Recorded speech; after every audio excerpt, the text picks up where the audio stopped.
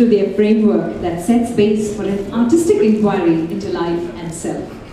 Bringing in philosophy, ecology together, they make us understand the essence of what individual perception is. And in essence, coming home to earth, space, line, form, allows the connect between art and the artist to make it more meaningful, and is richly illustrated by the authors and few other artists, and some never-before-seen works of the renowned artist, Mr. A.V.Ilango. Good evening, ladies and gentlemen. A very warm welcome to each one of you here. At the outset, I request Ms. Neerja Raju, the PR manager of Leela Palace, to say a few words. Good evening. My name is Neerja Raju, and I'm the PR and marketing manager for the Leela Palace, Bengaluru. So on behalf of the Leela, I thank you all very much for being here with us tonight.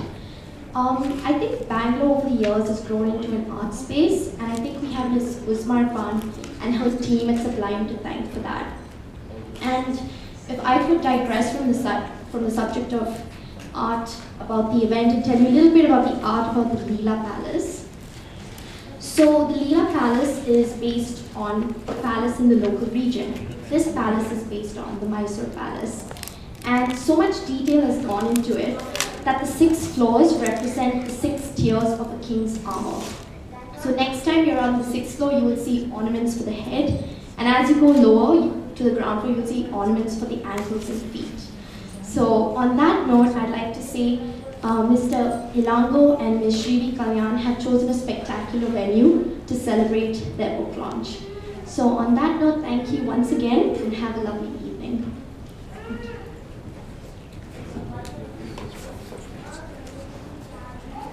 To quote the authors through this book, they inquire, question, meditate, create, suggest, explore, and expand the vision of an artist to rediscover a sense of wholeness of belonging to the earth. In fact, to put it very simply, simplicity and complexity have blended so beautifully in the book today. Knowing Srivi, I'm not at all surprised. This evening, what they're going to do is transport you to a magical world of beautiful illustrations, prose, and poetry. To give you a feel, I now request one of the authors, Srivi Kalyan, to do a reading of the book.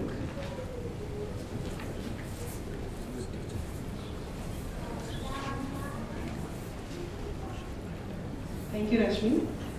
Rashmi and I have known each other for 15 years almost now, so it's a lovely friendship that we are also celebrating today. I'm going to start with just reading a few passages in poetry from the book, and then much later we will be also discussing the book, but this is just to start off and give you a feel of what we have been working on.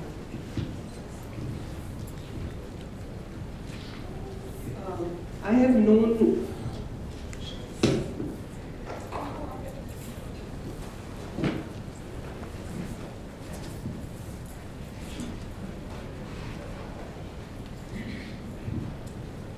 Mr. A.V.Ilango for a very, very long time.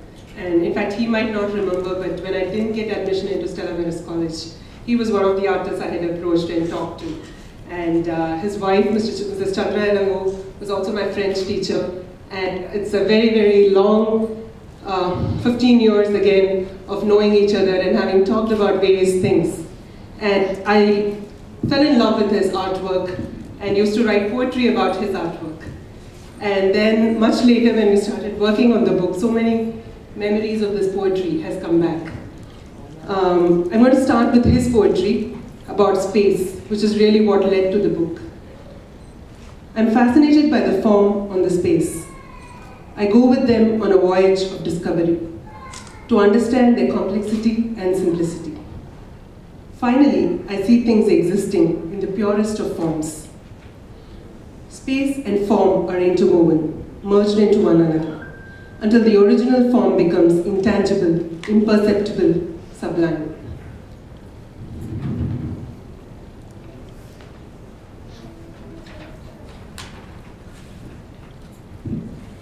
What is Eastern in a global world? What are its political, intellectual, religious, social, and cultural contexts? How do we define a finished work of art as inherently Eastern or Western? How does the nature of practice and perception add to the conversation around the geographical, cultural context of a work of art? Can a realistic portrait or a symbolic painting tell us the origin of its thought or form in its visual presence? How do we dig deeper into our roots while our portrayals are modern? What are roots if they are driven by layers of landscapes, history, conflict, struggle, glory, mystical meanings? What if they are intertwined with interdisciplinary pathways, lost tracks of human evolution, forgotten practices, intuitive directions, and unexpected truths that breathe in through our subtle beings? What are roots if they are enshrouded in languages, at once colonial, global, modern, ancient, tribal, folk, or classical? At once repressed, free, politicized, ostracized, provoked, enshrined, revolutionized, or misinterpreted? To an artist who's looking to practice art in today's context, what do the perceptions, approaches, and directions of the past have to offer? What is past in a continuous living present? To the aesthete, why should this conversation hold meaning? As a species, how can we revisit the deepest reaches of our minds through the arts, so intertwined with our emotional, social, and ecological footprints?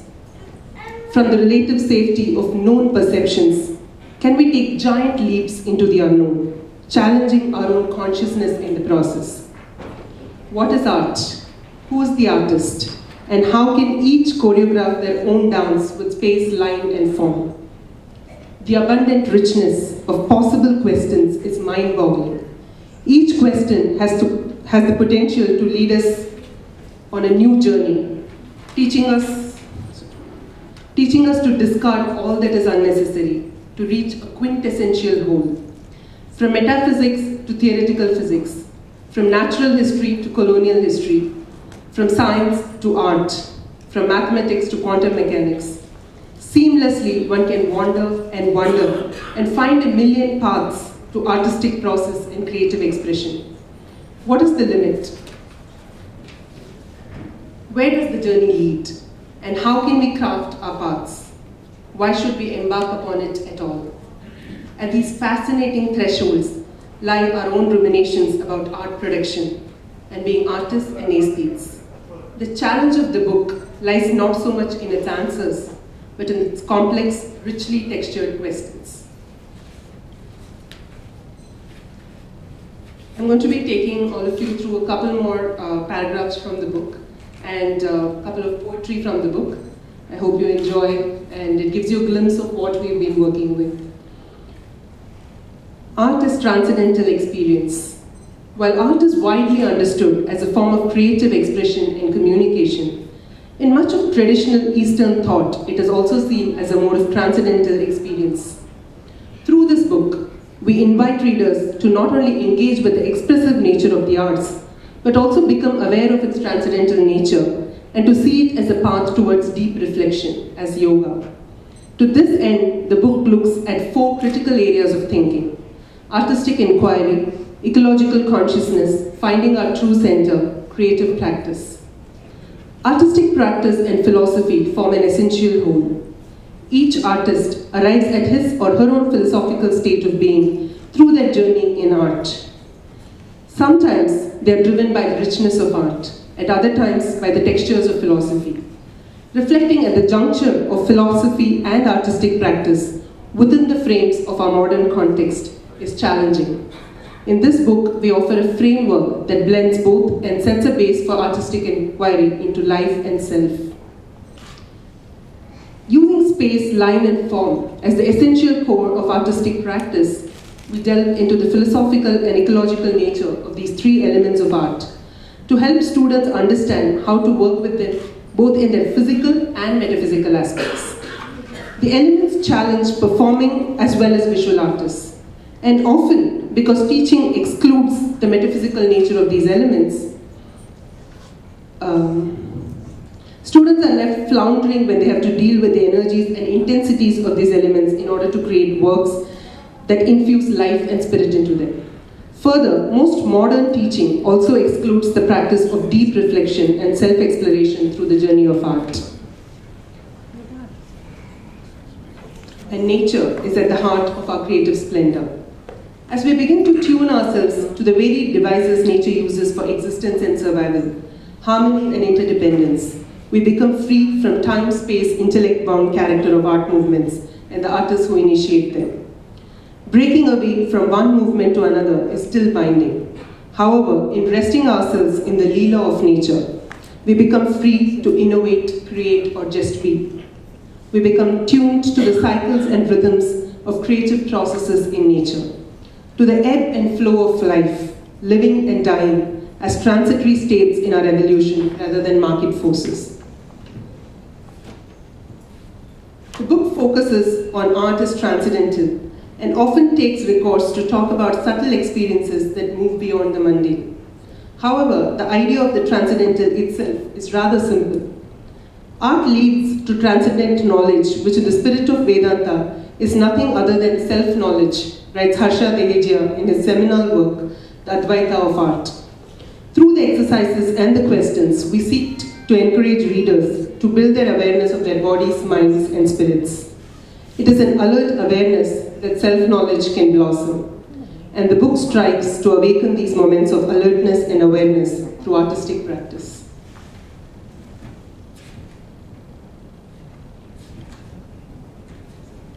And from the chapter on space, which really I think brought the book together for us, our initial discussion started with space and asking what is space and how do we define it? Can we even define it? And it was at once metaphysical and at once artistic practice. And I'm going to again start reading it with Mr. Ilango's poetry. A child, I wander with my feet, my hands. I like to walk, to run, to fall, to climb. The physical being cherishes the existence of space, only to move into inner spaces as I grow. I grapple with emotions and energies. I seek other spaces, invisible, powerful, abstract. I have to lose my identity, neither a physical nor an emotional being anymore. In that space where I realize losing is to reconnect. That personal self transcends to rise into universal self. Seeing a light is different from becoming that light. In silence evolves that new seeing. In silence, the artist that I am sees. The artist realizes and indulges, unlike the saint who renounces. As I indulge in all this multiplicity and magnificence, simple lines, vibrant forms, and endless space, I grow through and transcend all that I see and perceive. No mind, no ego. I become everything in the bliss of just being.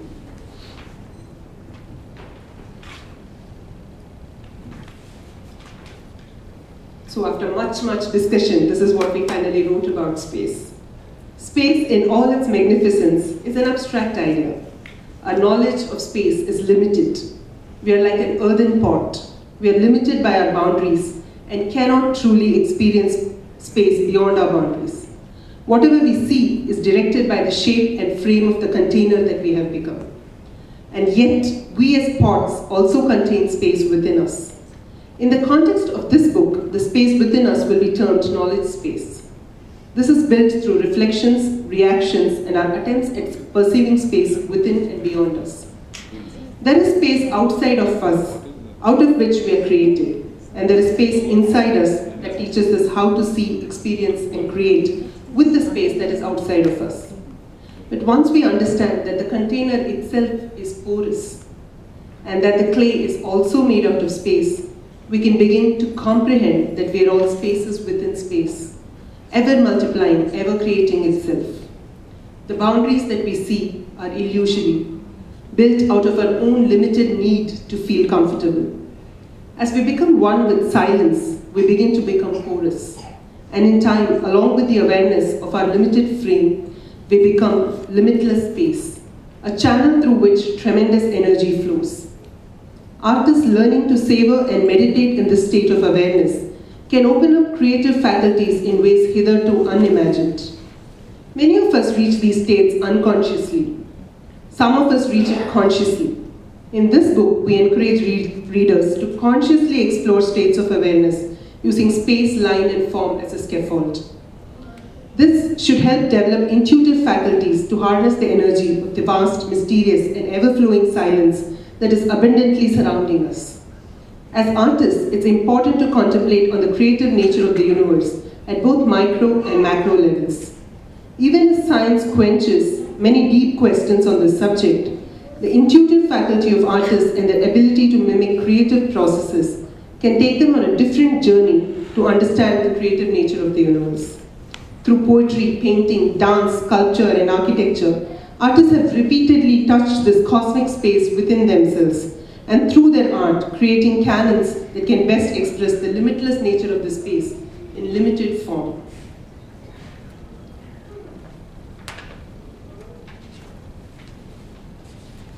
And the last piece that I'm reading is also from space, and it's a beautiful metaphor of a loom, which Mr. A.V.Ilango came up with, and I think it was a very transformative experience as he narrated this metaphor. And it's from there we realized that the entire book had a thread, and that thread was to look at it from that viewpoint of limitless space. So, awakening space is this last paragraph that I'll be reading. Space is silence, in sleep. As consciousness stirs, silence awakens. In space, consciousness as energy stirs, waking up into cosmic drama. Space splits, releasing energy, sound, and the form as air, fire, water, and earth. Division of space can be compared to waking up in the morning. In deep sleep, there is no awareness of oneself in terms of body, mind, and energy. Waking up is like a small personal space disconnecting from bigger space. This disconnection happens only when a line of consciousness defines the boundaries of self from the space of ignorance.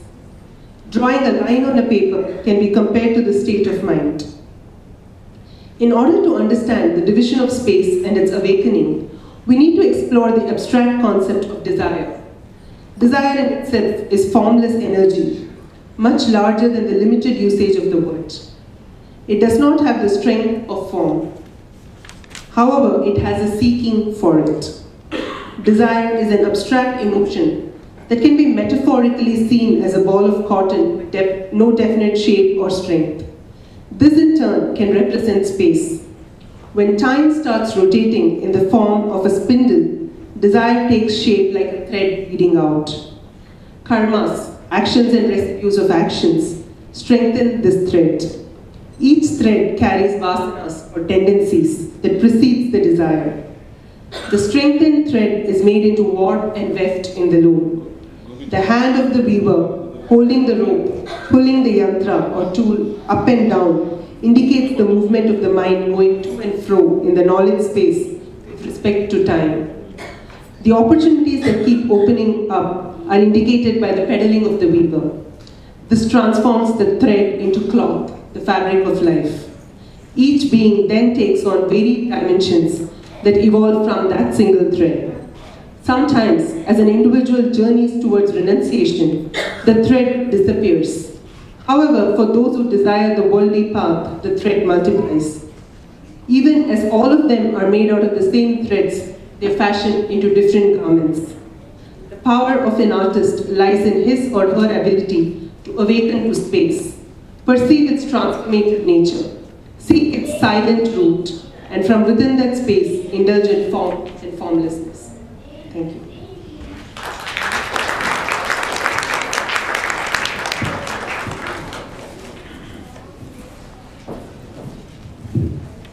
I think it could have been a little more louder. I know we were all lost in the philosophy, but the simplicity with which the philosophy of karma and the metaphor of that loop was beautiful, Srivi. Personally, it was a very different level you took us to. Wonderful. And this is just one piece of the book. Wow. Imagine what the book is going to be like. And our request, Dr. Geeta Narayan, the founder director of the Srishti Institute of Art, Design and Technology, and its sister institution, the Malayaditi International School, to say a few words. But before that, a little about Dr. Geeta, an educator with over 4 decades of experience as a teacher, a curriculum and instruction designer, she has tried to evolve over the years different paradigms of learning that integrate mind, body, and consciousness. Her frameworks for teaching of mathematics, science, and languages within the Indian educational system at the informal and the formal levels of schooling have been appreciated widely. Dr. Geeta is currently founder director of Srivi Institute of Art, Design and Technology, principal investigator of Project Vision, a director's fellow at the Media Lab, MIT, USA, and a visiting faculty at the Future of Learning Institute at Harvard Graduate School of Education, USA. Ladies and gentlemen, let's hear it for Dr. Geeta.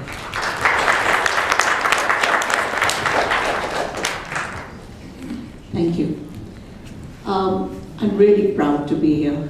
Proud because of what Srivi and A.V.Ilango have put together. Just a moment before this started, I discovered that A.V.Ilango and I were in college together, that we were at Central College. I mean, Jairaj is nodding, so was he and I and Purnima. But then the thing is that we both did mathematics as well. You know, so here we are. I'm here to help and say what a wonderful book this is, and I find that it's somebody who studied with us, with me at least, and Jairaj and Purnima in the 60s, and that is really a very long time ago when you look at it today. Coming to the book, I think it's a very special book, and I think it therefore merits that attention that it is different.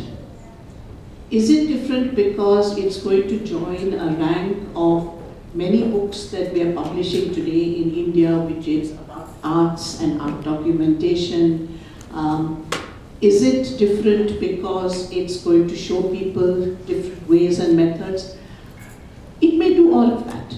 It's joining the ranks of those books. It's going to show people ways and means of interrogating with space, with time, with form, through art.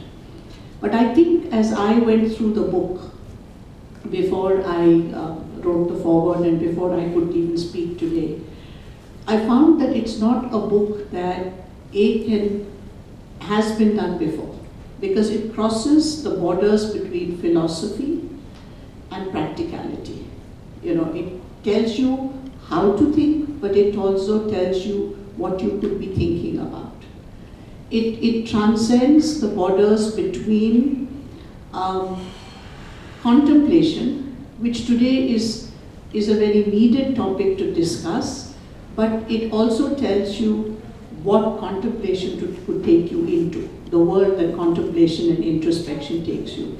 But the magic in the book comes through its poetry, through its drawings, and through the simple notes and exercises which I found myself trying as I was reading the book. And I found that it was original. It was not something in a world where we say been there, done that. This is not a book of been there, done that. You definitely have taken these things to another level. I won't take up more of your time. I think we're here to celebrate the authors. I think we're here to celebrate the publishers who have taken on this book and for the book to be released. So congratulations, but for all of you, the book is there to take us into a journey. So let's look at that book and we go on that journey.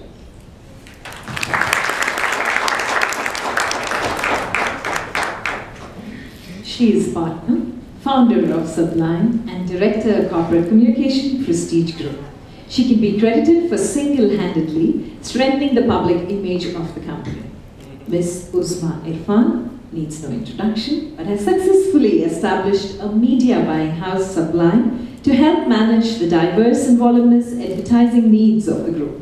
An avid supporter of young and upcoming artists, she never misses an opportunity to help them showcase their work at her art gallery in UB City. In fact, she has completely supported Sublime Galleria today and sponsored this particular book release from her end. Ma'am, can we have a few words from you?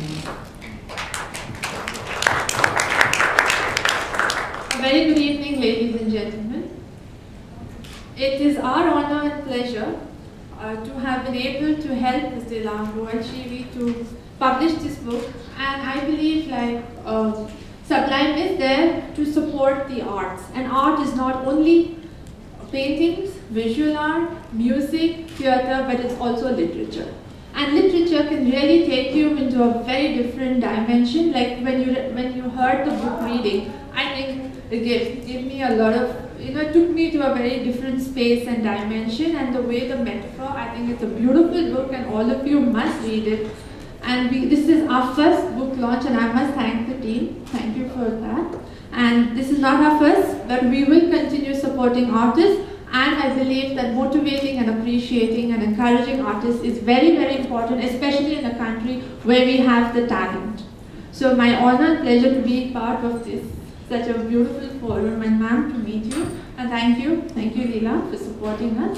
Thank you.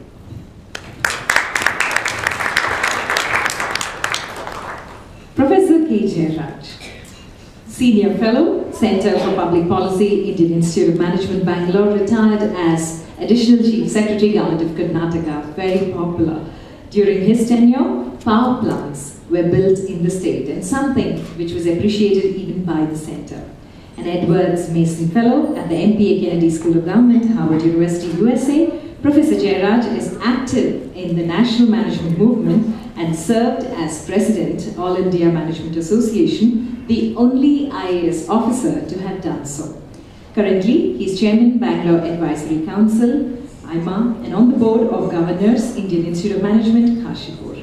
He is associated with several educational and not-for-profit institutions. Sure, can you please share your thoughts?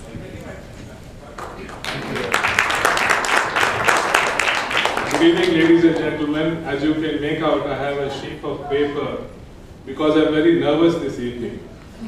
This is to succeed someone as eminent as Geeta and Srivi, who have spoken about the book. And incidentally, holding a piece of paper is also a bureaucratic trait. So therefore, please forgive and please be assured that I won't speak long. I just have a few words to say. I don't think I can improve on the words of Srivi or Geeta in speaking about the book. And the book is a must-read for all those interested in looking at the life and journey of an artist through various vicissitudes and transformations. But what I would like to do this evening is to speak about one of the authors of the book, my dear friend Ilango. I was recounting to myself, how many years do I know Ilango? I know Ilango for almost 5 decades now. By the way, he's much older than me, so don't get me wrong on that score. Right from the time when we were in St. Joseph's College in the pre-university program. And then we moved to Central College, as Geeta said. Purnima, my wife, and I were doing economics honors. And dear Ilango was in the maths program. And as you know, most mathematicians are nerds, Geeta excluded.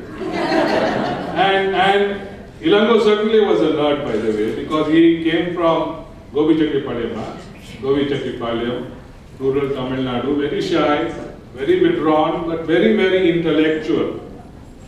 After we finished the honors program, we lost touch with each other for almost 2 decades, if not more. And the second phase of Ilango's life, really, the first phase was as a shy mathematician.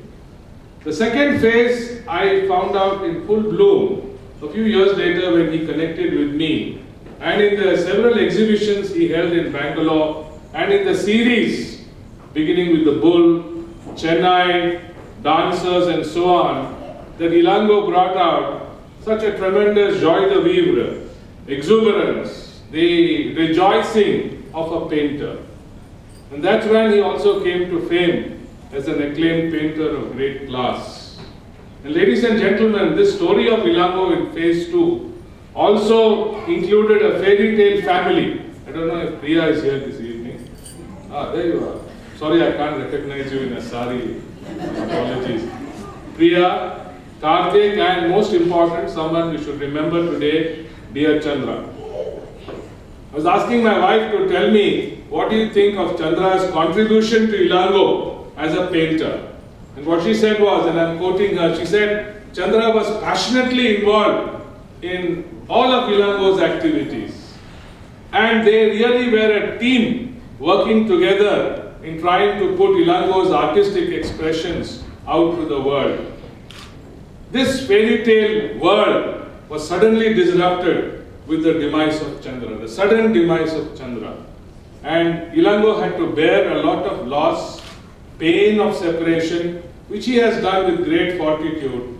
And that brings me to the third phase of his life, which is that now you can see a philosophical Ilango. His hair is completely white. More than that, there is a certain great maturity of the mind. And this maturity of the mind is evident in the book that has been written.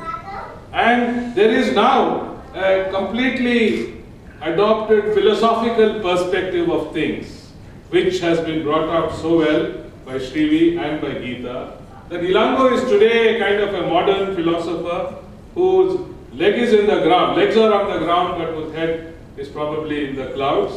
And along with it, a great sense of detachment to most things in life. They are part now of this phase 3. And what is very good news for all of us is that Ilango has promised to migrate to Bangalore. I thought you would clap at this.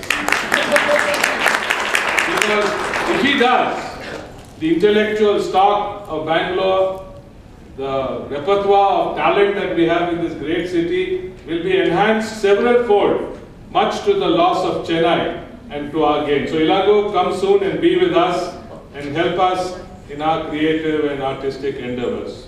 So, ladies and gentlemen, it's a pleasure for me to be here. And I'd also like to thank Usman for this very splendid act of yours in sponsoring this book release and for all the help that you put in through the Galleria for helping the release of this book. I'd like to thank all the others, the Leela Hotel, and most important, Geeta, of course, for the splendid speech that she made, and for my dear friend Ilango, for having lived through life with all its vicissitudes, and for having now shown us the way of how to lead life with dignity, artistry, aesthetics, and a lot of feeling. Thank you, Ilango.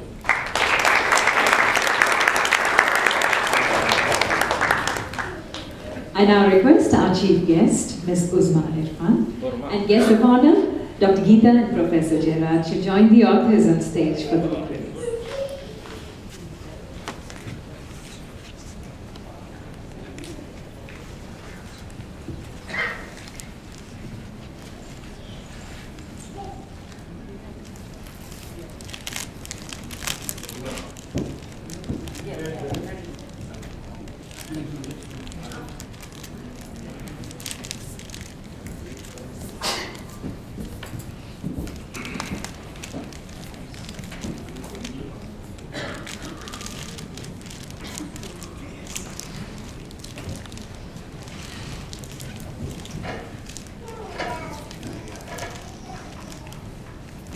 Ladies and gentlemen, you can keep the applause on for this wonderful moment for both Srivi and Mr. A.V.Ilango.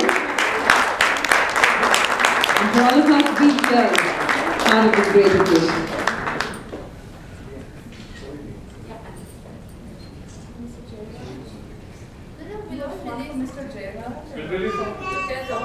All of you. Come on.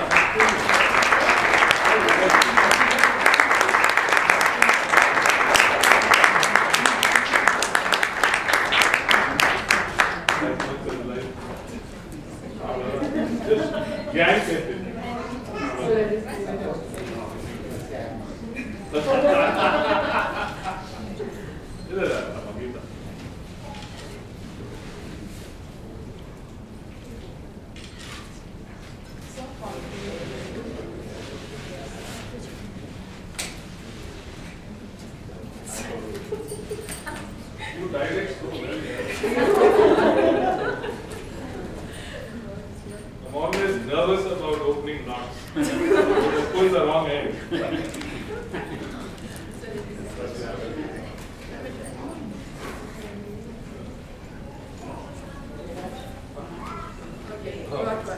We'll all hold it together.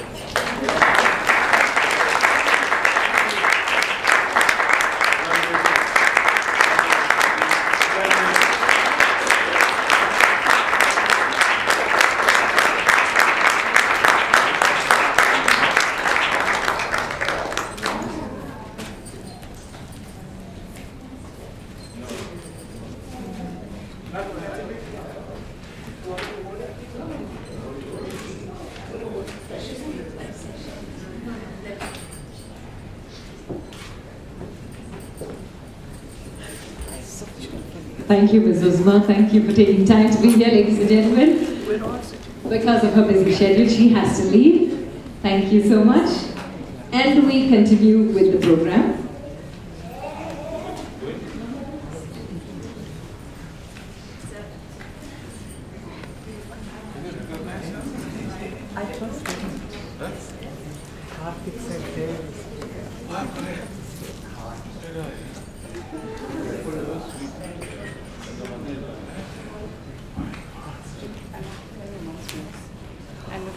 Once again, thanks to Sublime Galleria, and thanks for all the support. Coming up next, Dr. Srivi, a doctorate from New York. She told me I'm supposed to keep her introduction really short. She said, don't say everything that is given to you. So I'm cutting out everything and just saying teaching is a passion.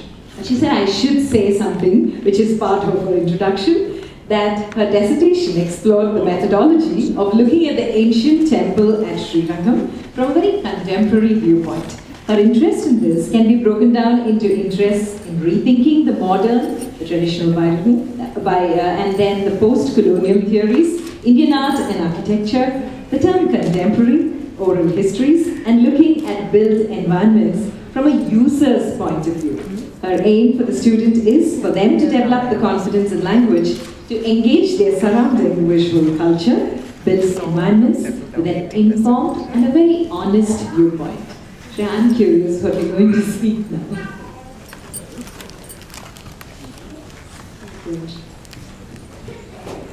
As you can see, I have papers too, because... Yeah,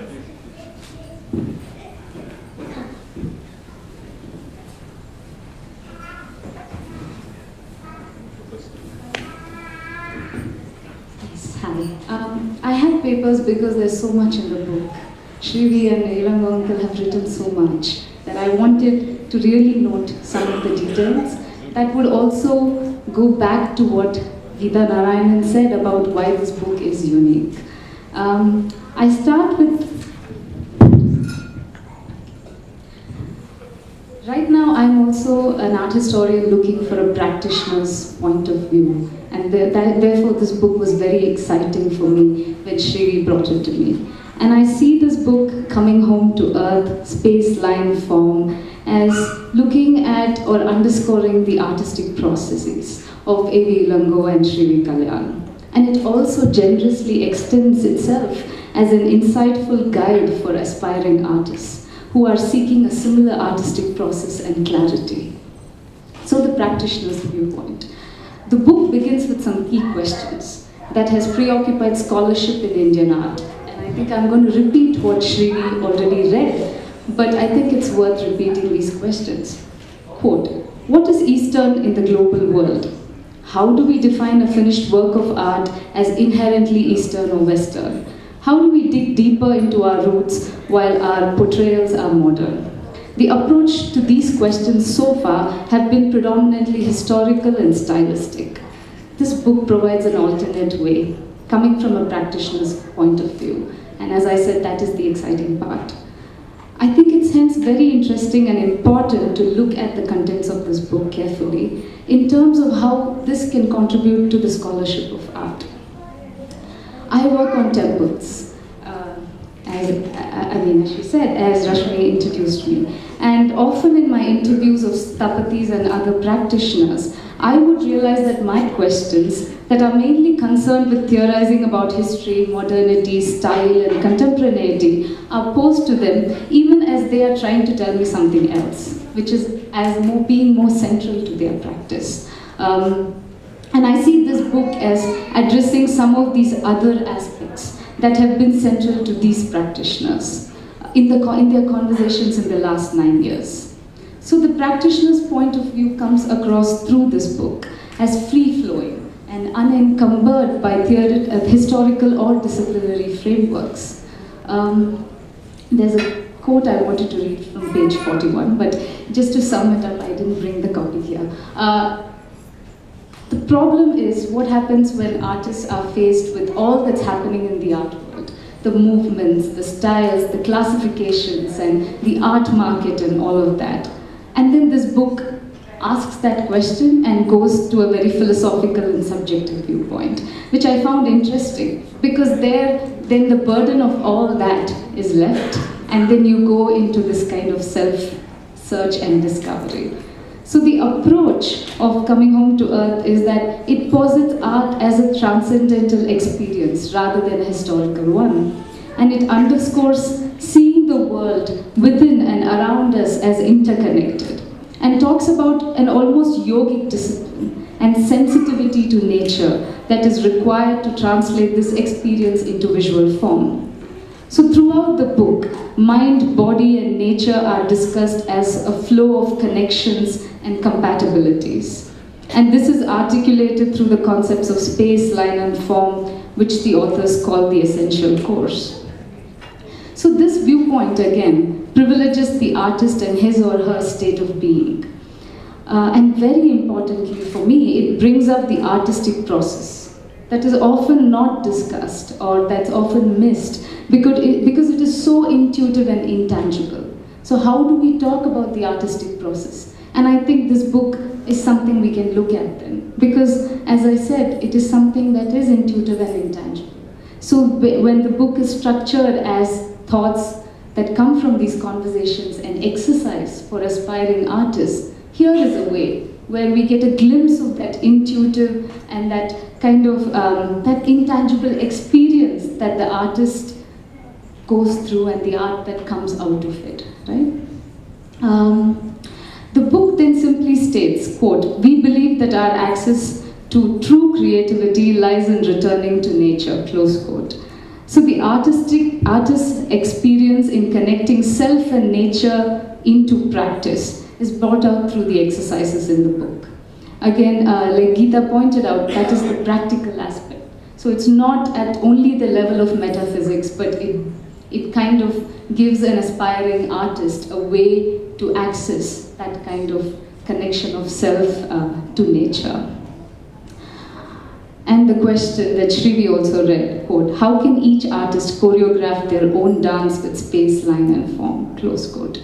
So what is underscored is a reorientation and intuitive awareness of self and nature, without being bounded by accepted definitions, in order to cultivate the artist within all of us.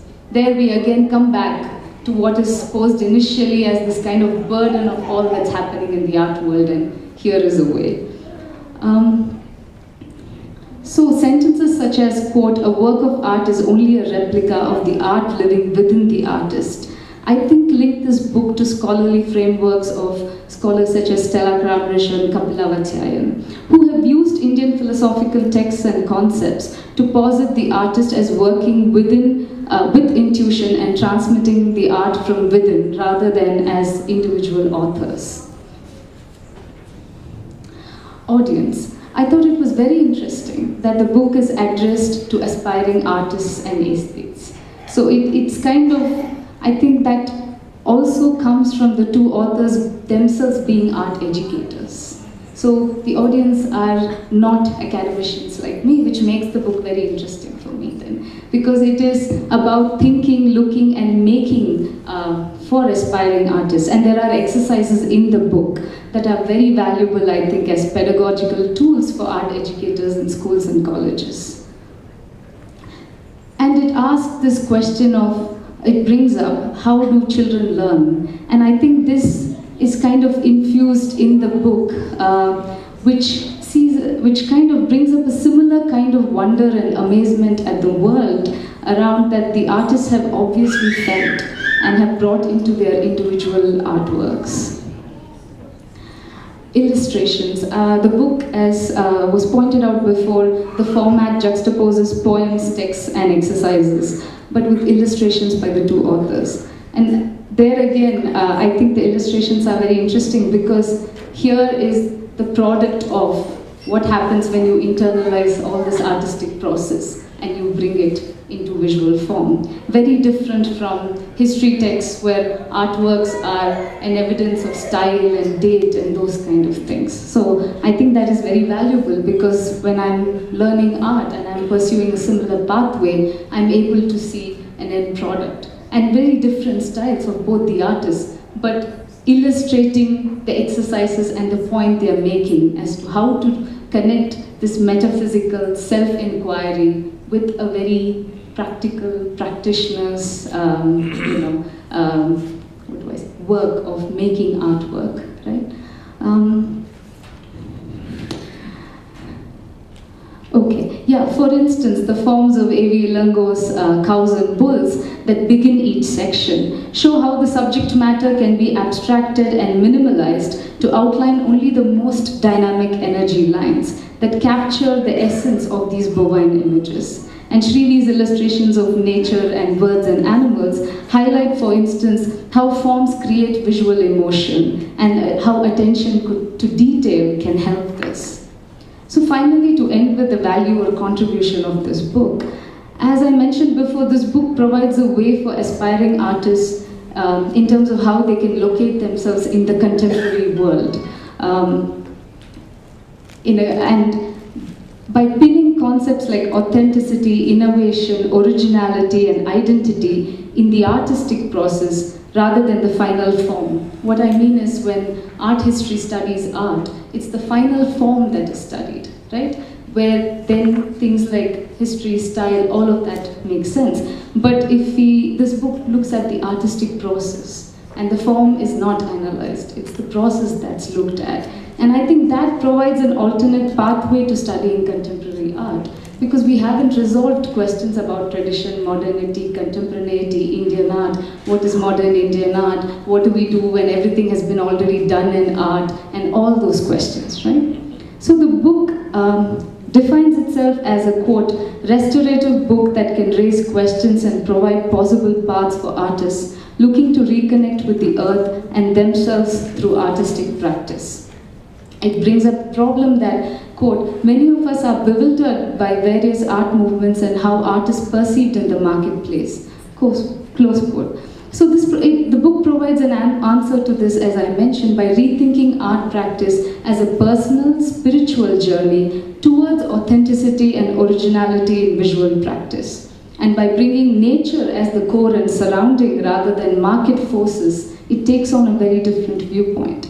And, quote, by resting ourselves in the Leela of nature, we become free to innovate, create, and just be, close quote. I think that this book provides a framework that can be emulated and extended so that we can have more artists' voices about what it means to practice art in the contemporary world. So congratulations to A.V.Ilango and Srivi Kalyan for taking this bold step to express their viewpoints and thereby provide a pathway for aspiring artists and artist writers. Thank you.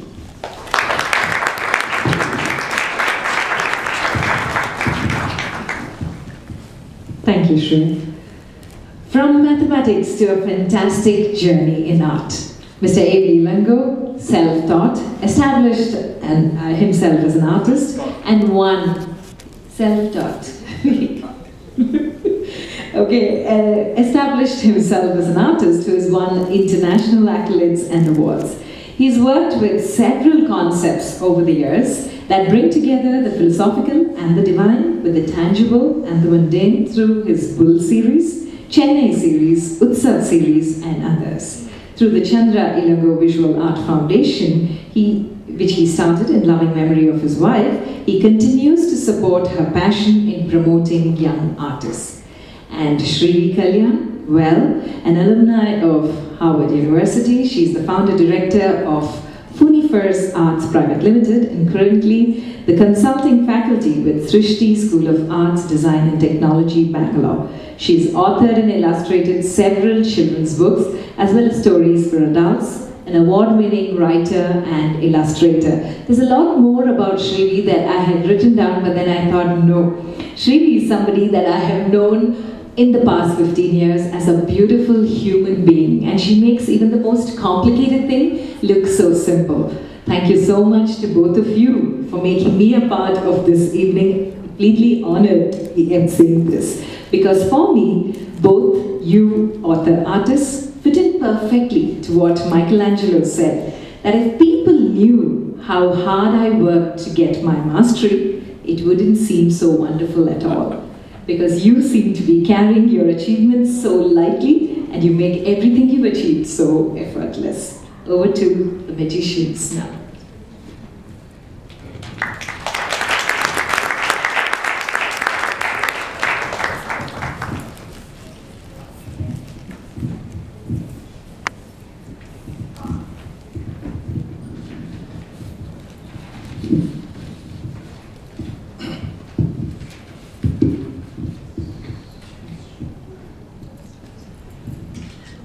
Everybody.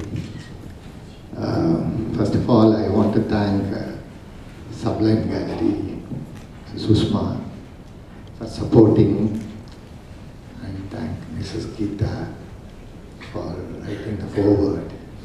Such an inspiring foreword.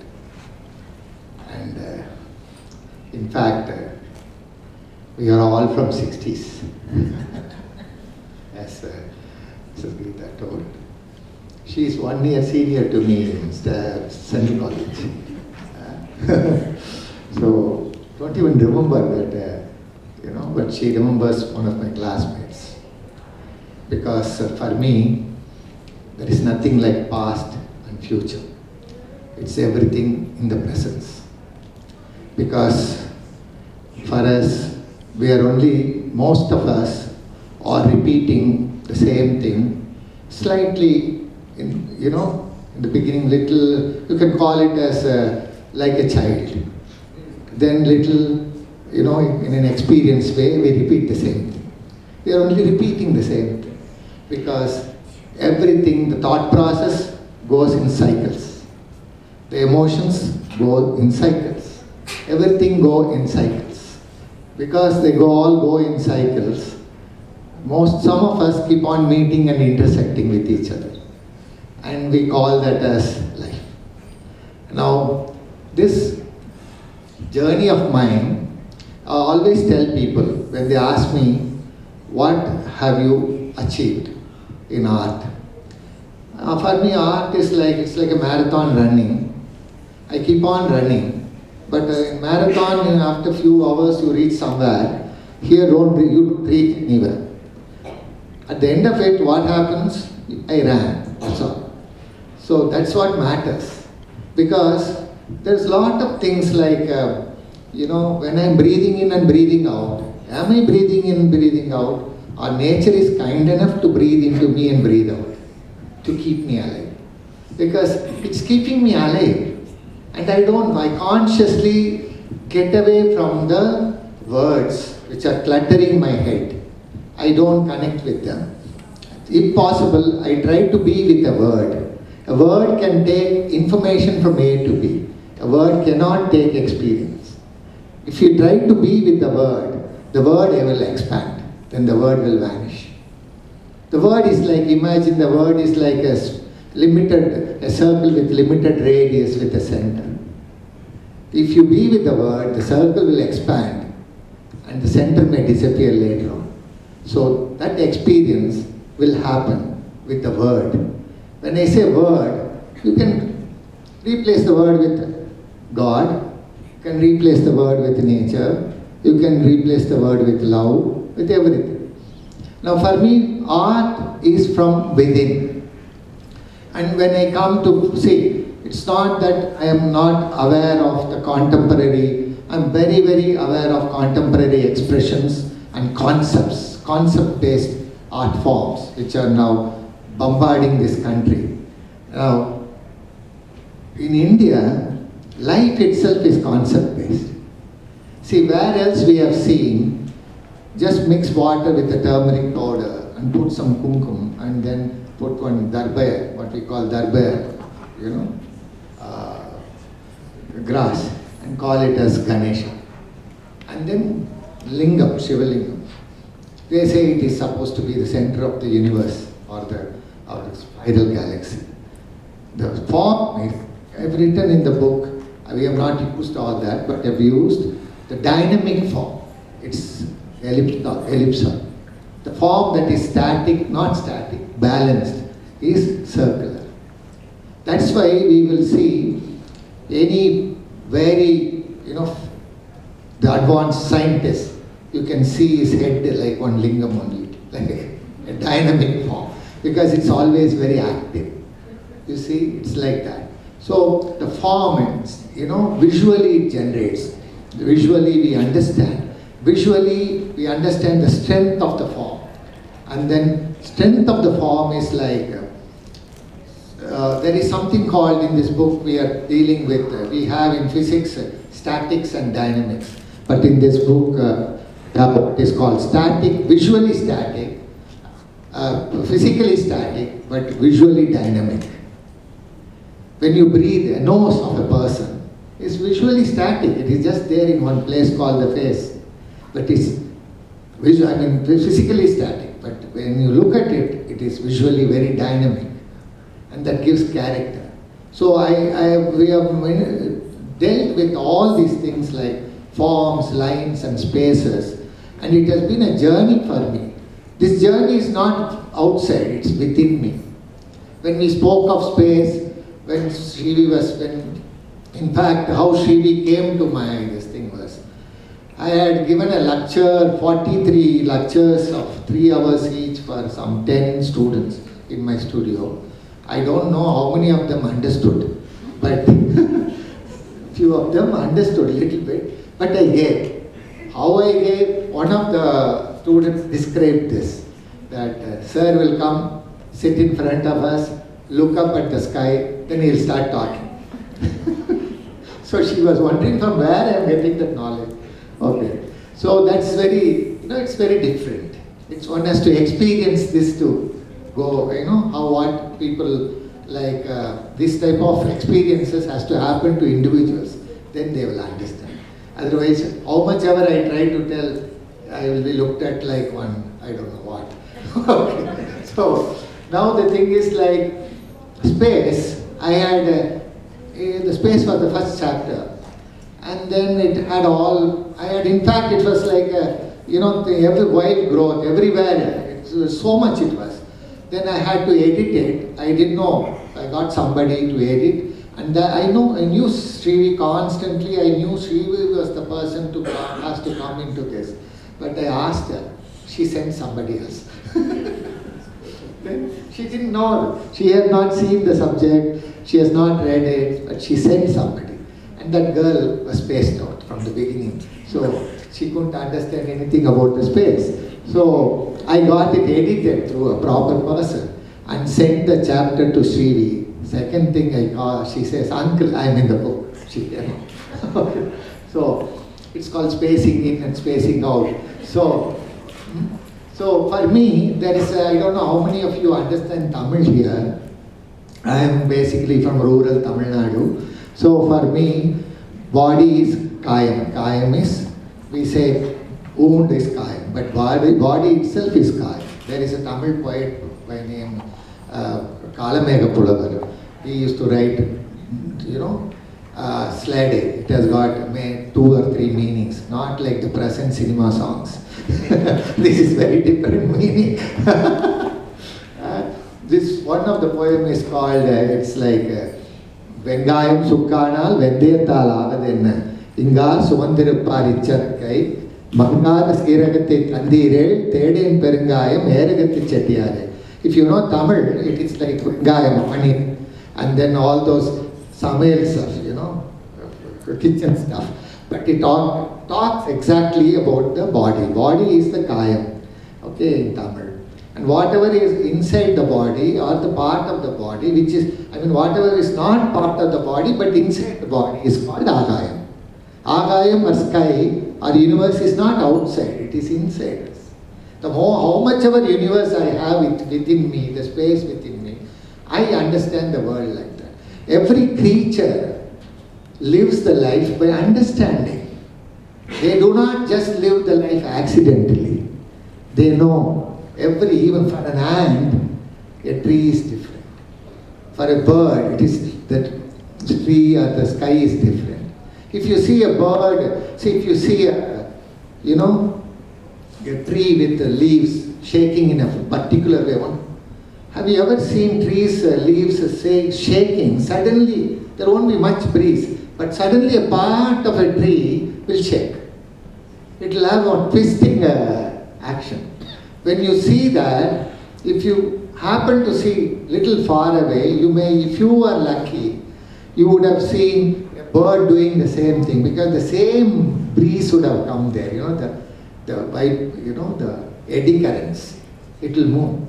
And the same way the bird has done, this leaf will be doing. So it's all connected. Everything is interconnected, totally. For me, I'm like a child, enjoying the existence. Everything is so beautiful. For me, leaves are like lips. You see people leaf, just put them together, back to back, they look like beautiful lips.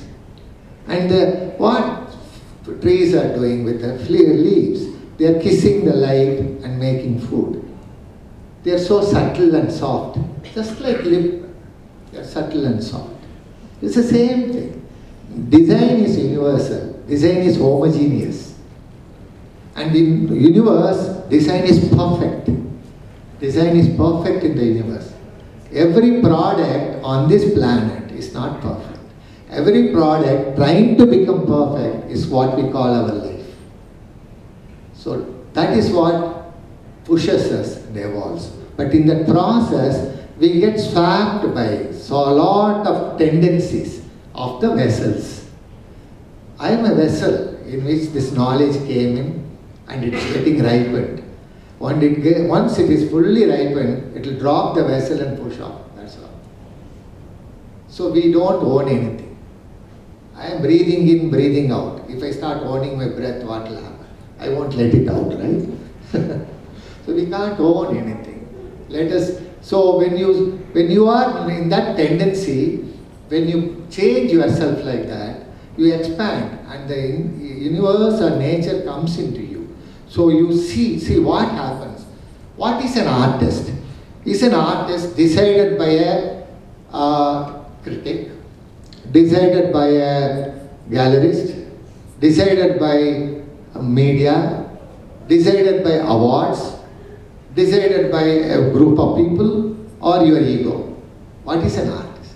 An artist is a sensitive, creative, restless person. That's a journey for individuals. That's a word. Artist is a word. Again, I'm telling you, please remove the word.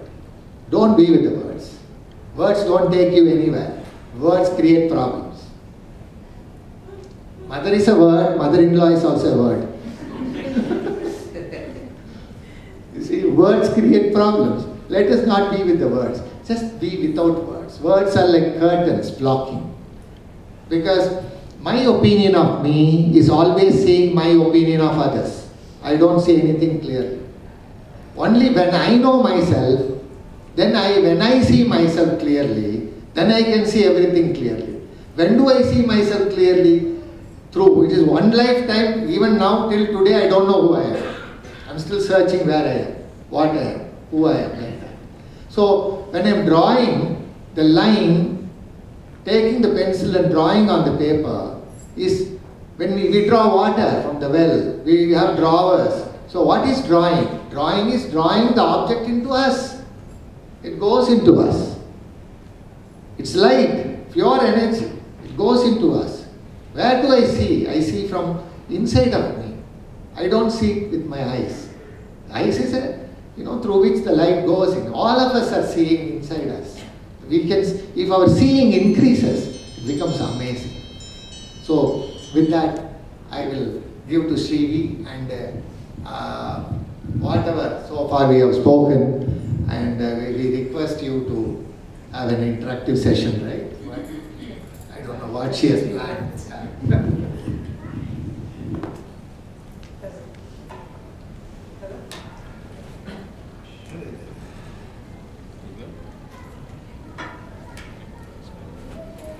So I have to say that I spent 1.5 years saying, no, I will not write this book.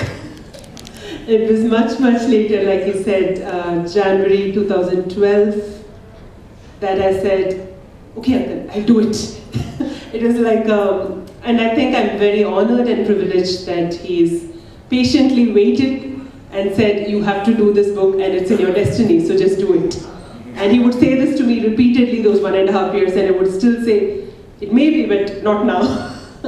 And I'm very, very glad to have gone through the journey of this book, because I think it gave me a chance to reflect on my own practice, to really question where I'm coming from, why am I creating, and where am I going. So there were a lot of moments when, and given my background, I've trained in artistry, I've trained in design, I've trained in art education. So this whole question of who's an artist and where do I stand in this space as an artist was always a kind of very complex and confusing question to ask myself.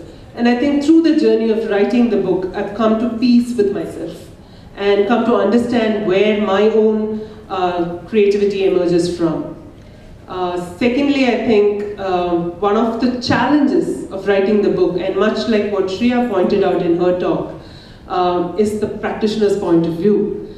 And when I started working with Mr. Ilango, he is, just as he spoke, he is in a flow, and he is just conversing in so many different planes all at once. And to me, to say, how are we going to put this into a book? A book has a form, a structure, and how do I convey this in my writing to be able to capture the nuances and subtleties. And much of his conversation would easily meander between languages.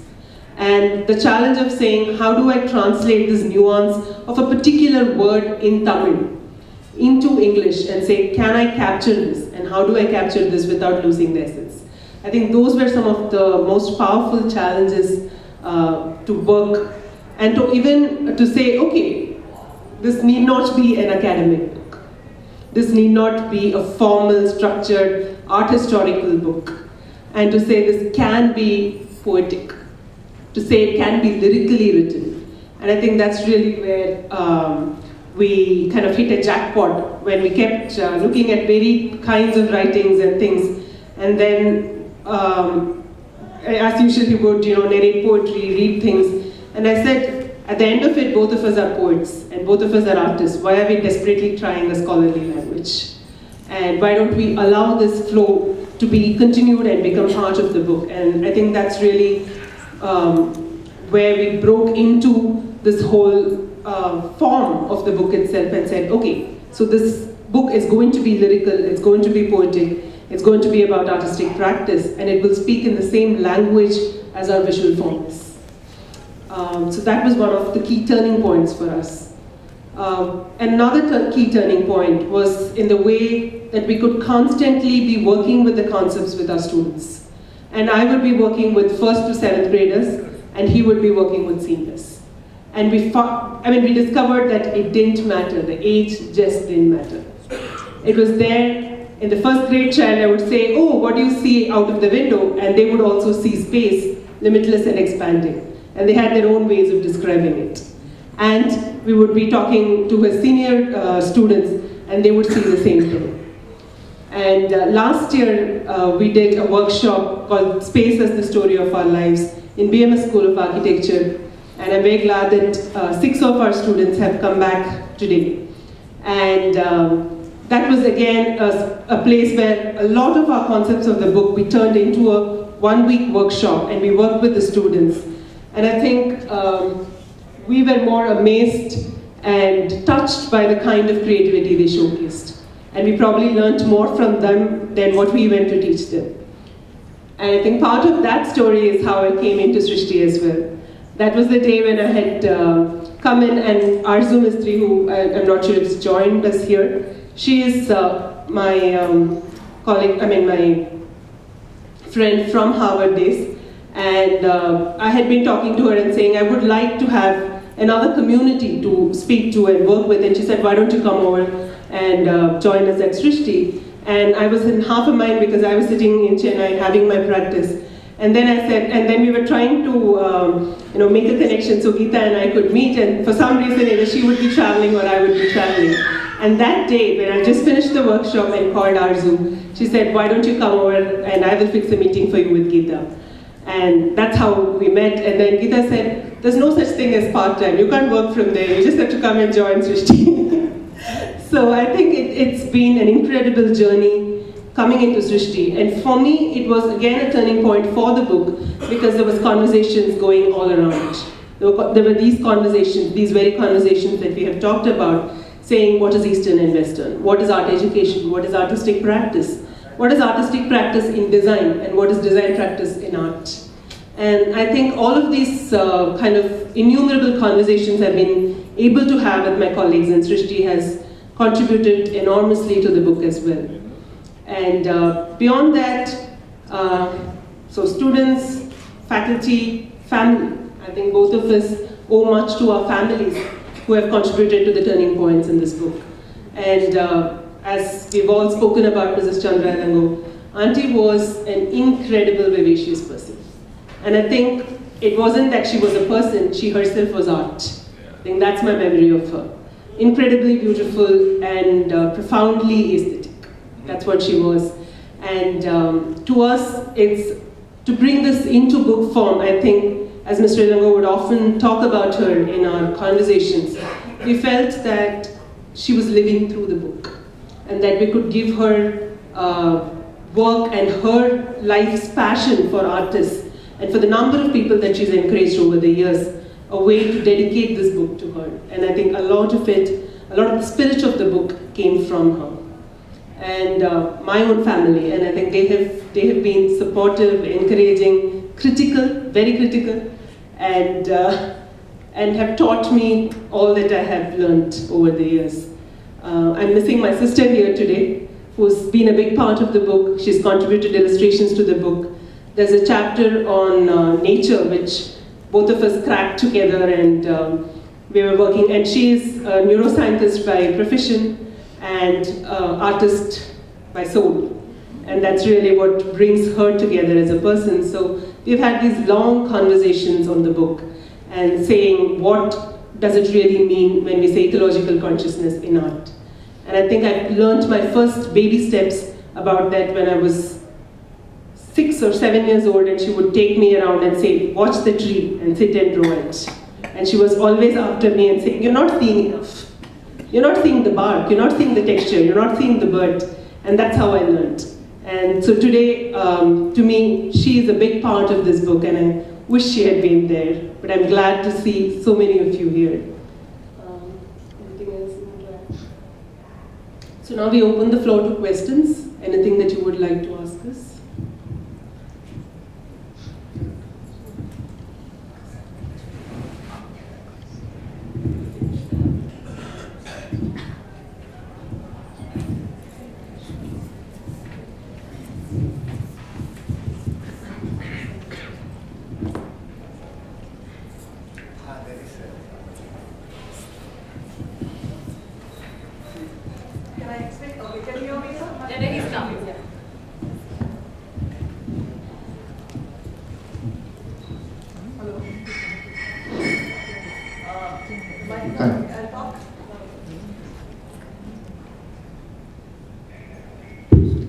Hello. Yeah. Good evening, sir. It is very nice to hear everybody's version of the book. Even though I'm in advertising, I'm not a good reader.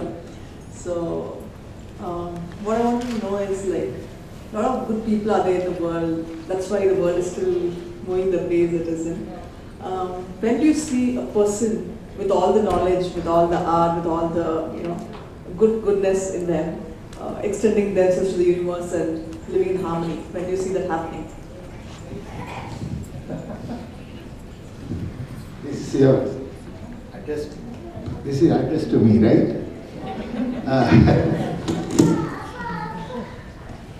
You are asking me, do I see harmony happening, or you are asking me, when do I see that? Both. First of all, see, everything that's happening around us is from our viewpoint only. And the meaning that we have got for the world is again our viewpoint. Does the gardener, does the plant know why they are in the garden? They can all join up and have satsangs, but they won't know. Only the gardener will know why he has planted it. So it's like that. We have like, from everybody's viewpoint, we are always judging. And it will be, it may be harmonious, it may not be. But we have a limited, vision. time and space. So within that, it's one's own judgment only. I don't think I can answer this to you. Anyone?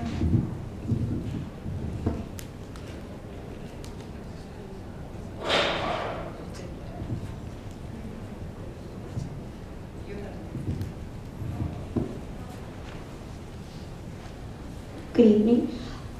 My question would be, a person who wouldn't define himself as an artist, mainly a person who doesn't pursue art as a career, someone who's maybe a doctor or father or mother, if they're reading your book, what would be your hope for, what message would you want them to get after reading your book?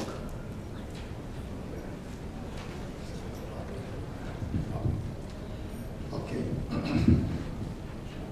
Everybody is creative. Every human being is creative. Because, see, some of us, we get into what is called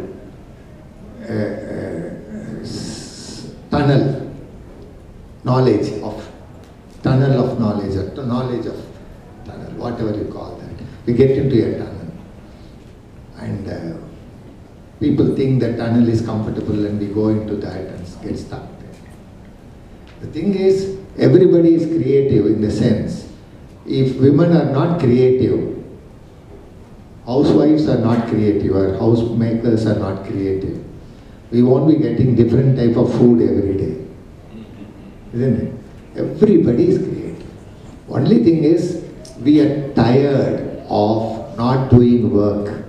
We are tired of thinking, which is like going on forever in the head. It's like stomach feeling hungry forever. My head or my brain is not me, but it is constantly thinking, which is not in my control. If it keeps on thinking, they become tired. When a person is tired, they are not into anything. They just want to switch off. They are thinking a lot, but they cannot switch off also. When Srivi said, when she spoke about consciousness, it wakes up.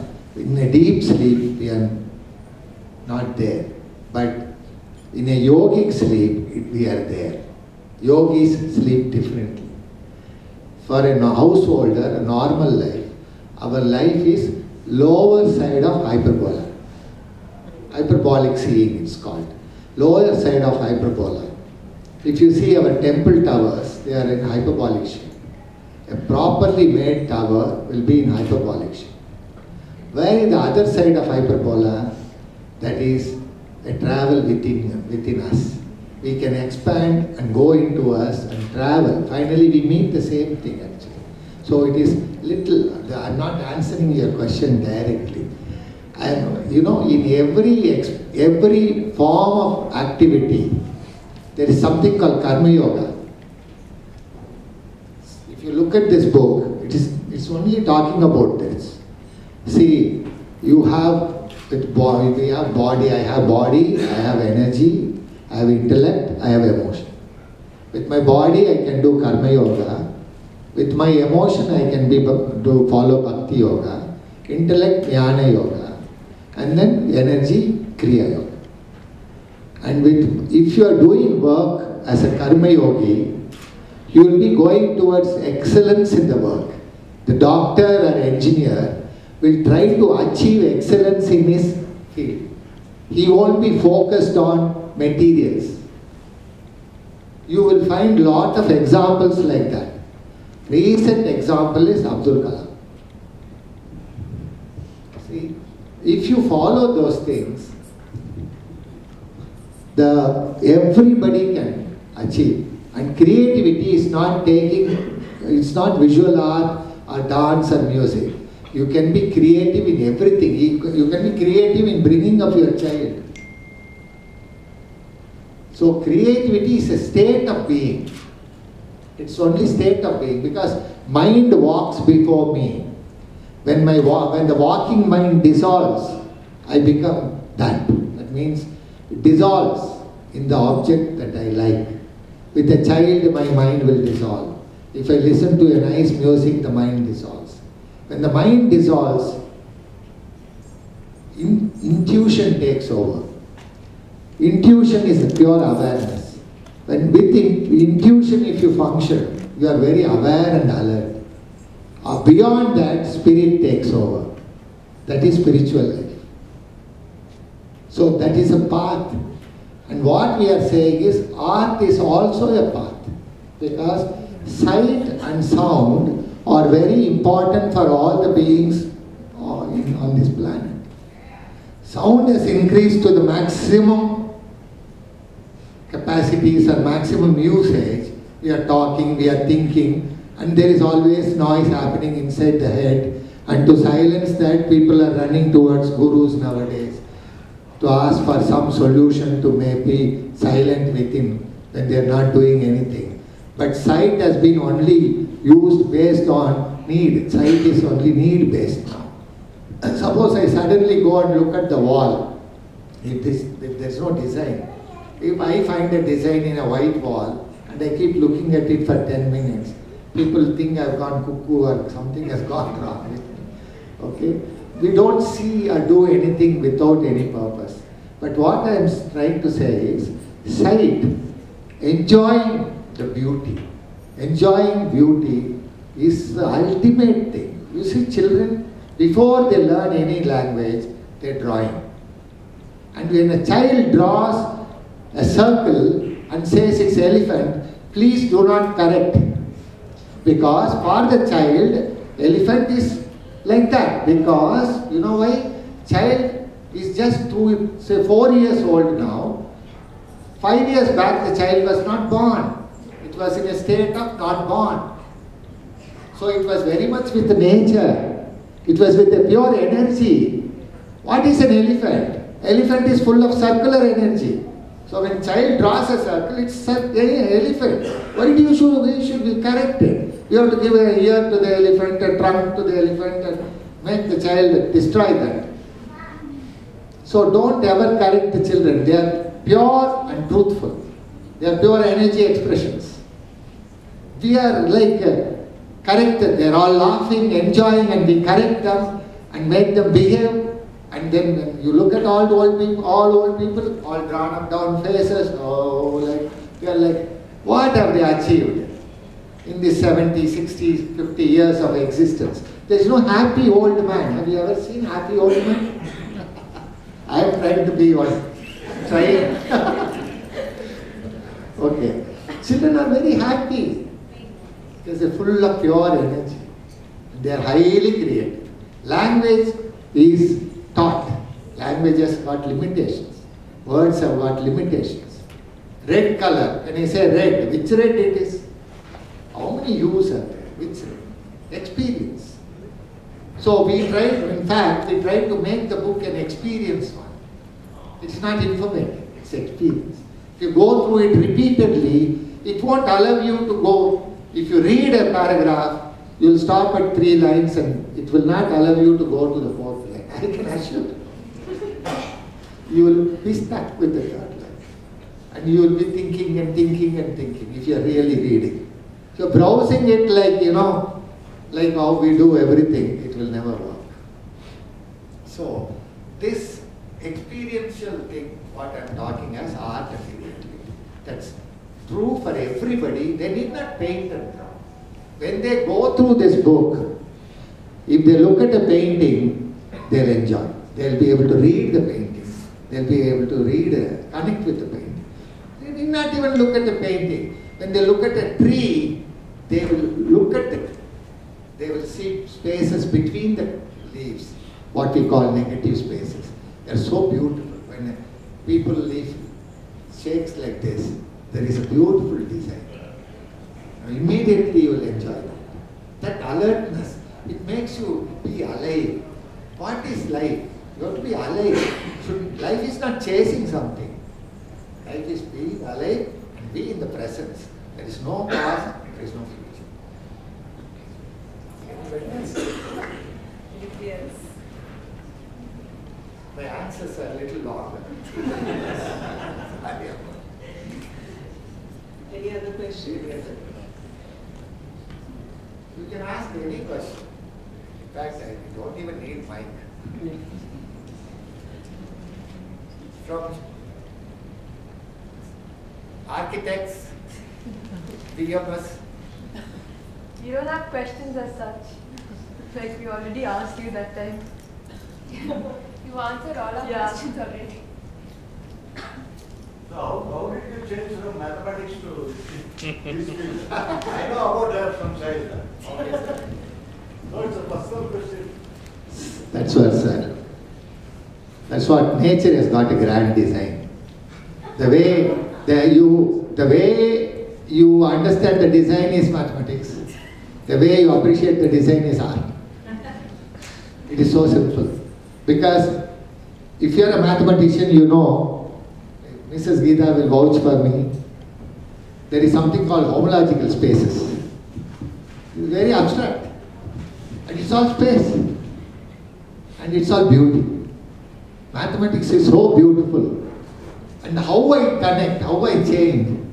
I was an artist from the beginning. I'm 65-year-old. Maybe I was an artist for past 60 years.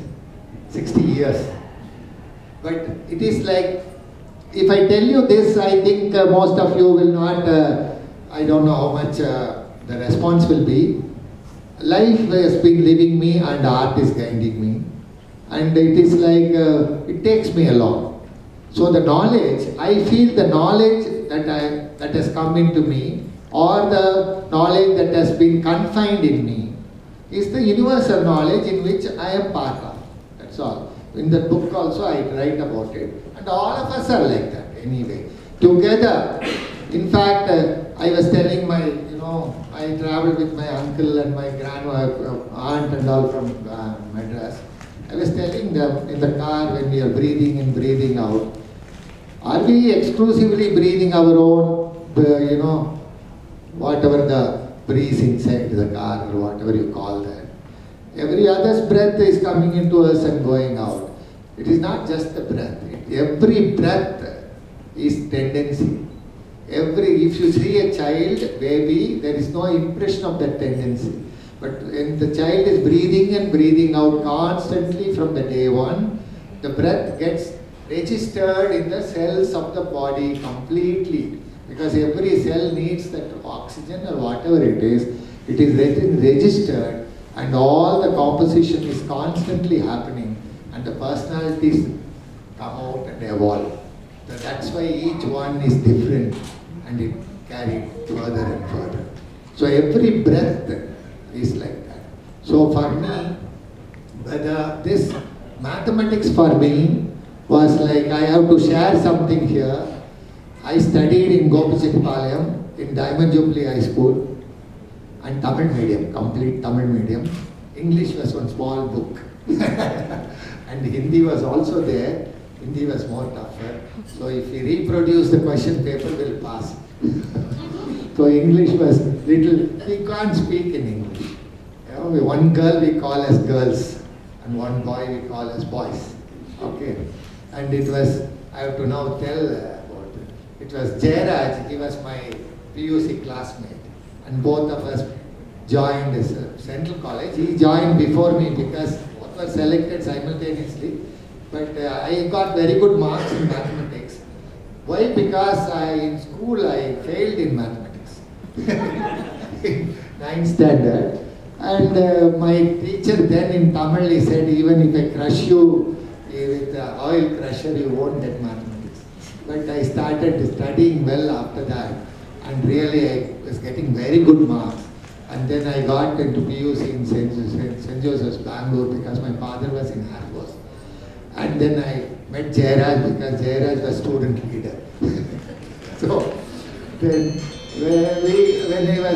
I got good marks, and when I was, in fact, third list also my name didn't come in Central College. I was looking at the board. Jairaj came began, Ennada Pandrani, what are you looking at the board? I said, I've got 87% and then my name hasn't come. Then he said, come on, va. Because as he mentioned, I was a very shy guy. I cannot talk. I will hesitate to talk.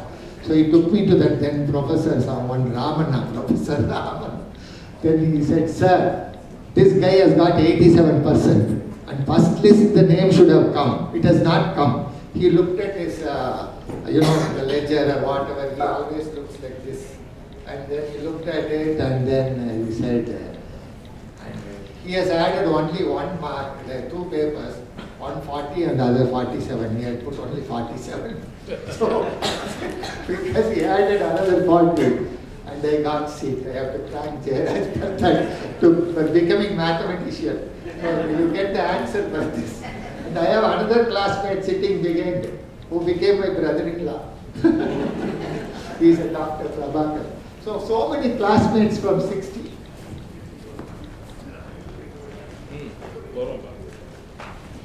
should consider writing and publishing the book in Tamil also. Yes, we are planning. After 6 months' time it will come up. I have my friends sitting here. We are going to organize that, and we need proper translation because I don't want somebody translate like playing Veena means Veena Valayadringla. We don't want people like that. So we want proper translation. Any suggestions are welcome if you know Tamil translators, please. Yeah, please. Padmini had a question. I was just thinking about... Belinda is signaling. Please, continue. Words are limiting, but how do you as a poet see words when in your poetic state? How do you look at words? She only called me poet. See, space between the forms. What's your name, ma'am? Padmini. Padmini. Space between the forms is painting. Silence between notes is music. The silence between two words is poetry. Word cannot take you anywhere. It is a silence. A smile. What is a smile? A smile is a line which is not there. It's not there. You open your mouth, it's gone, right? Smile. It's a smile. That's why Mona Lisa is so famous. The smile is everywhere on the face. Smile is like a bud, beautiful bud with nice petals, nice shaped petals of a flower blossoming. You see a child, when the child smiles, the lines are on the entire face. The whole face blossoms. That same line, same seductive line is there everywhere. Only based on the time and space it has different meaning. But seductive lines are the same. With the flower, petal of a flower, with a design, on a beautiful face, on beautiful curves of a form, everywhere the same lines. And smile is a line which is not there.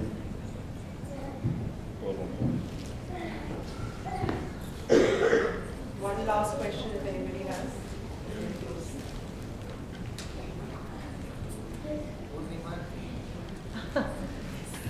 I don't have a question today. Would you like to share something first? Yeah, share about it. Well, Ilango came into my life when he contacted Jairaj about an art exhibition here, and that's when I met Chandra and Ilango. And that start, I think, has become a very deep friendship. He was instrumental in putting together the art curriculum in Amber Valley School, and we had a great time discussing, how art must become a very prominent part of the school. And with Ilango starting that, he brought in Bhagwan. And for 10 years, Bhagwan has been a center point of the school. So, everything that Ilango has done has connected with me ever since I met him that day.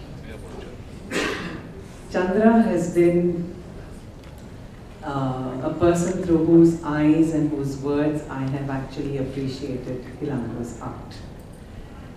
The first time when I went for that art exhibition, she was the one who sort of focused me on how to look at the art. And of course, from there my journey began. So the family, Priya, Karthik, have become very close to us, and I think art has become a very important and integral part of our lives. I mean, I have a whole lot of Ilango's artworks in my house, and we see that every day. So he's been a wonderful philosopher, in fact, for me. Thank you, Ilango, for that. Thank you, Purnima. And to add to these memories, Mr. Ilango, after he had written the curriculum, it was 10 years ago, he said, would you be interested, you've been talking so much about education, would you be interested in teaching? And I was doing my master's at that point. I was just in the final semester of my master's, and he showed me the Amber Valley curriculum. And then he said, okay, why don't you come and meet Purnima? And I think it is a very memorable meeting for me because she said, oh, just join us. And it was a fantastic first year of the school that I was with them. And that's where my questions about art education deepened, and which sent me then in search of those answers to Harvard. So you've been a big part of the journey of the book as well. Thank you.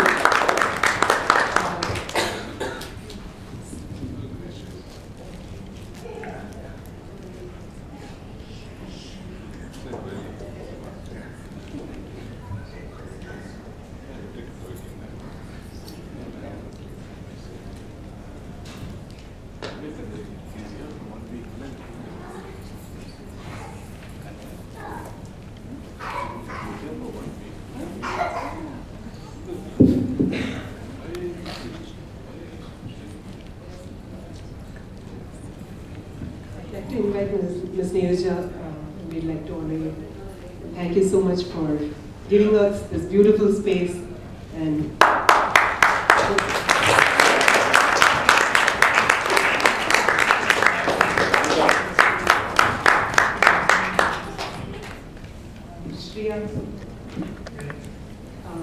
Shreya has been Priya's friend for years. We had bachelors in Calaveras College coming to us. And I thank her for the very, very insightful, thoughtful conversation that she had about the book. Rashmi? As I said, Rashmi has been a friend for many, many years.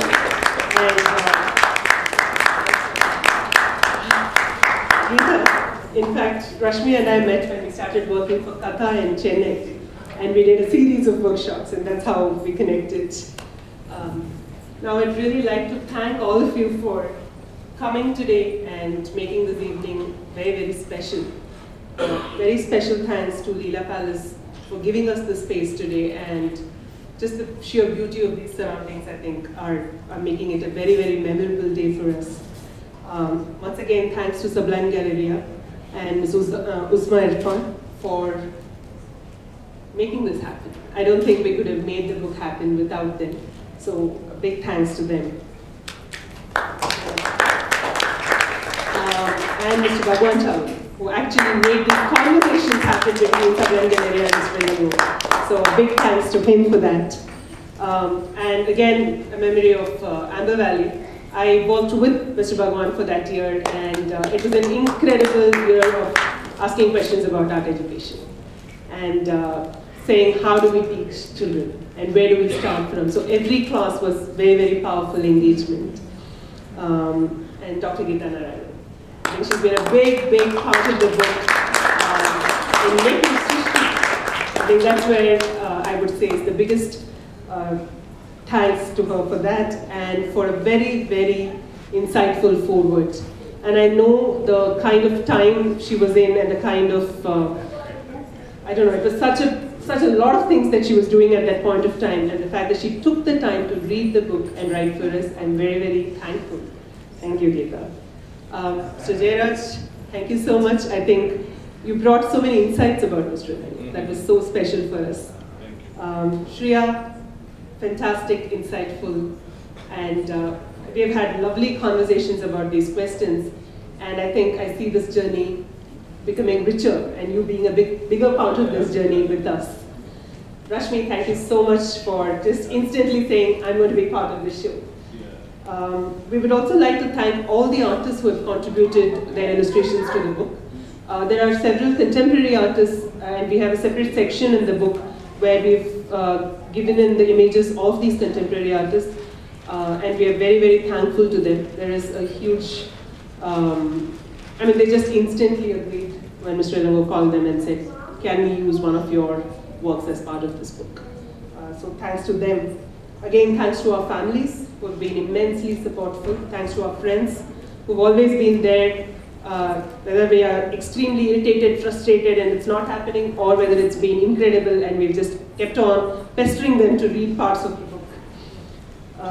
Thanks to Belinda from Sublime Galleria. She's really helped us pull it together, and I think she's faced all kinds of crazy issues and problems trying to put it all together, and thank you, Belinda, for making this happen.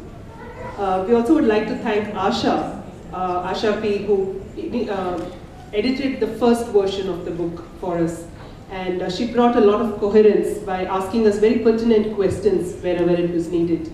And Newgen, which is the company which has edited and done the design for our book, and I think they did a fantastic job in a very, very short time. We had not even finished writing the book when the whole sponsorship happened, and we just literally rushed through to the end. And I think all of the people who worked with us in that last 2 or 3 months have just been incredibly supportive and worked with us at a very, very rich finish that we are finally seeing here. And I would again like to thank all our students, from the tiny tots to our college students to senior students of Mr. Ilango, who have been with us through this journey. Many of them have attended several discussion sessions that Mr. Ilango and I have had, and they would bring their questions to the book. So I think the students have shaped the book as much as we, the authors, have. Last but not the least, I have to thank Mr. Ilango for making it possible, for pushing me to do it, and for being constantly supportive and encouraging. Not just now, I think from the time he knew me, he's been encouraging me. All the children's books that I've brought out, the fact that I am an art educator today, and the fact that I've co-authored this book with him, thanks much to me. Thank you.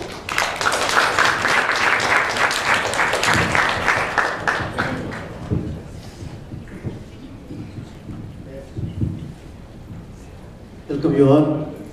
Yadon Vishal, my son, my friend, A.V.Ilango.